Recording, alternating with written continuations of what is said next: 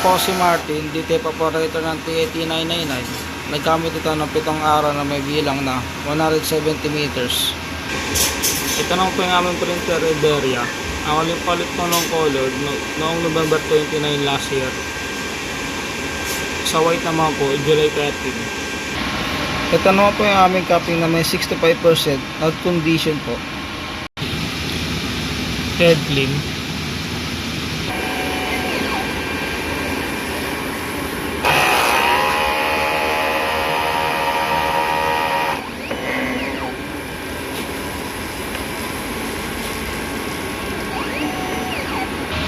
Punasan ng water after head clean. Nozzle check. Ito po. Yung colored buo po, yung sa white po, hindi po siya buo. Ang in-system po namin, tama lang po ang level. Ito po yung aming waste tank, nalinis lang po nung Saturday. Ito naman po ang aming ADR. Ito naman po yung stock na new sink po namin, tsaka greening solution po.